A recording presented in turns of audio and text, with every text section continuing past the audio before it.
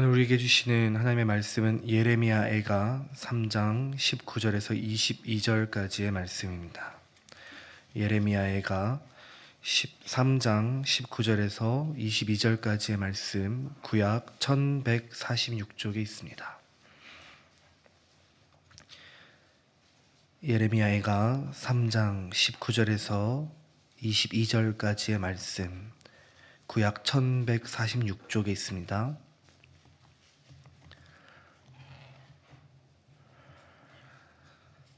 주신 하나님 말씀 함께 교독하도록 하겠습니다. 내 고초와 재난 곧 쑥과 담즙을 기억하소서.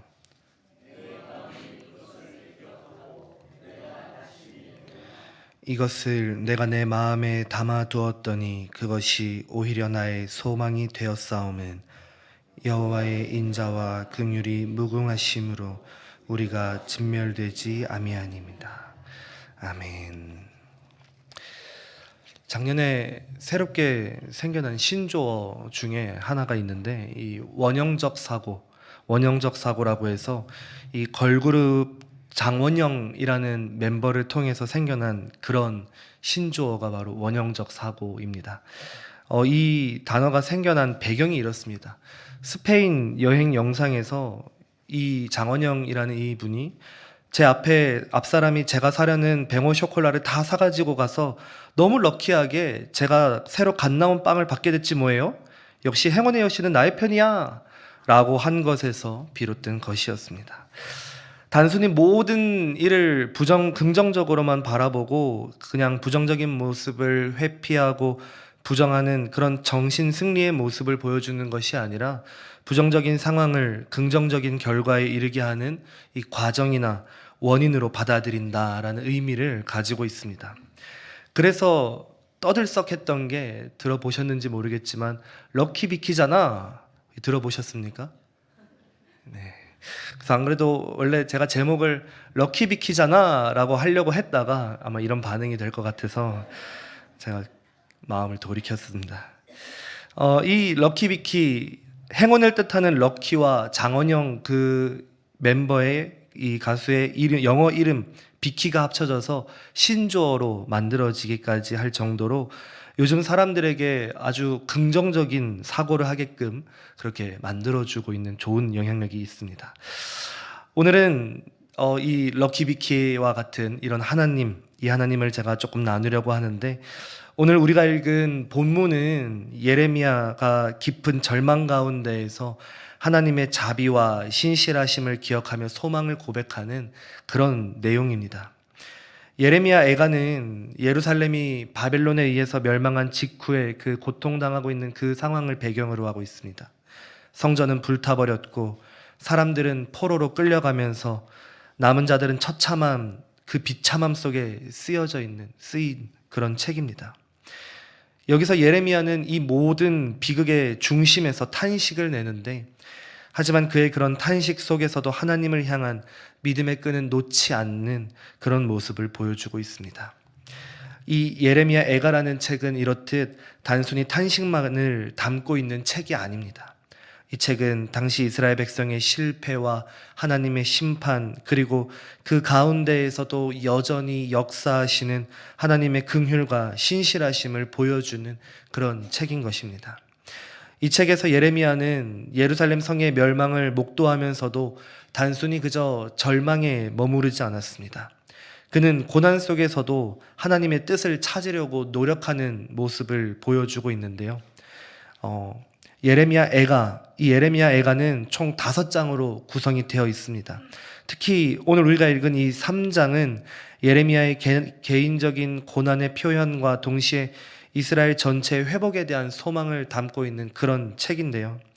당시 상황은 단순히 전쟁 패배의 문제만이 아니었습니다.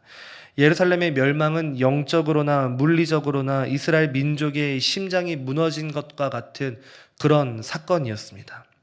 성전은 단순한 건물이 아니라 하나님의 임재가 머무는 곳으로 여겨졌던 건데, 그 성전이 바벨론에 의해 파괴되었고 하나님의 백성이 뿔뿔이 흩어지게 되는 이런 비극적인 상황을 맞이하게 됐던 것이죠. 많은 사람들이 이 모든 게 하나님이 그들을 완전히 버리신 증거라고 생각했습니다. 그러나 그 가운데에서도 예레미야는 이러한 절망의 순간에도 하나님께서 여전히 우리와 함께 하신다, 그들과 함께 하신다라는 사실을 선포하고 있습니다. 예레미야는 단순히 탄식에서 끝내지 않았습니다. 그는 자신과 백성들의 죄를 깊이 자각하며 고난을 통한 하나님의 말씀을, 그 메시지를 발견하려고 노력했습니다. 예레미야는 인간적인 절망 가운데에서도 하나님께서 여전히 역사하고 계심을 믿었습니다. 이러한 믿음은 그저 단순한 감정에서 올라오는 것이 아니라 하나님의 신실하심을 믿는 그 확신이 있었기 때문이었던 것입니다. 오늘 우리도 이 예레미야의 고백을 통해서 고난 중에도 변함없는 하나님의 신실하심과 자비를 붙잡는 법을 깨닫게 되는 시간이 되기를 간절히 소망합니다. 본문 1절부터 20절은 예레미야가 자신의 고통을 솔직하게 토로하는 그런 장면입니다. 2절을 보면은 어둠 안에서 걸어가게 하시고 빛 안에서 걸어가지 못하게 하셨다라고 표현을 하고 있습니다. 뿐만 아니라 나를 치시고 살과 과죽을 쇠하게 하시고 뼈들을 꺾으시고 고통과 수고를 쌓아서 애워쌌다, 이렇게 고백하고 있습니다. 근데 예레미야의 이러한 표현은 단순한 비유가 아닙니다. 그의 고난은 어쩌면 개인적이기도 했지만 또 민족적인 것이었습니다. 그는 자신과 백성들이 하나님의 심판 아래에서 철저히 깨어진 존재임을 인정하고 있는 겁니다. 우리는 이러한 예레미야의 고백 속에서 고난의 깊이를 배울 수 있습니다. 그의 고난은 단순히 외적인 환경에서 비롯된 것이 아니라 하나님의 공의와 심판 속에서 발생한 것이었습니다. 우리의 삶도 때로는 빛이 보이지 않을 정도로 어둡고 고통스러울 때가 있습니다. 관계의 깨어짐 또는 건강상의 문제, 재정적인 어려움, 또 우리가 마주했거나 그런 마주하고 있는 고난은 예레미야의 표현처럼 모든 희망을 사라지게 만들 그럴 때가 있습니다. 하지만 여러분, 중요한 것은 우리가 이런 고난 속에서 하나님을 어떻게 바라보느냐입니다. 예레미야는 쓴 것들로 배불리게 하시고 쑥으로 취하게 하셨으며 조약들로 내 이들을 꺾으시고 재로 나를 덮으셨다라고 말할 정도로 처참한 상태에 있다고 묘사하고 있습니다. 그런데 여기서 우리는 놀라운 신앙의 진리를 발견해야 합니다. 그가 절망에 그저 머물러 있지 않고 하나님의 뜻을 묻습니다. 우리가 당하고 있는 이 고난의 깊이가 클수록 우리의 연약함과 인간적인 한계를 더 깊이 깨닫게 됩니다. 그런데 이는 우리가 하나님을 더욱 간절히 의지하게 되는 도구가 되는 것입니다. 예레미야는 이 고난 속에서도 하나님께 소망을 두는 법을 배웠습니다. 이 일을 통해서 나에게 주는 메시지가 무엇인지, 내가 힘을 주고 놓지 않고 있던 것이 무엇인지를 깨닫게 되고 하나님을 더 신뢰하고 소망을 두려고 했던 거죠. 그렇게 21절에서 예레미야는 놀라운 반전을 이루어냅니다. 그가 이렇게 고백합니다. 내 마음에 담아두었더니 그것이 오히려 나의 소망이 되었사오며.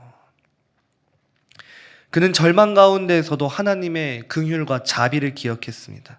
그래서 이어서 이렇게 고백합니다. 22절을 보면은 여호와의 인자와 긍휼이 무궁하심으로 우리가 진멸되지 아니함이니이다. 이 말씀은 그 고난 속에서도 우리에게 참된 소망을 주는 그런 위로의 말씀이 되어줍니다. 예레미야가 기억한 하나님의 긍휼은 단순히 감정을 넘어서서 그것은 그의 삶 속에서 반복적으로 나타난 하나님의 신실한 역사를 믿고 신뢰하고 있었던 거죠. 여러분, 하나님의 긍휼은 우리의 연약함을 감싸고 다시 일어서게 하는 능력임을 굳게 믿는 우리가 되기를 간절히 소망합니다. 우리가 잘 아시다시피 베드로가 예수님을 3번 부인했었죠.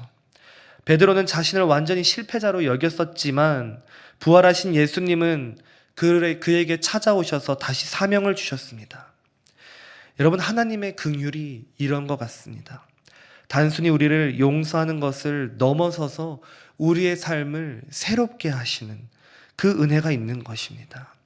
예레미야는 이 긍휼을 붙들며 소망을 발견했던 것입니다.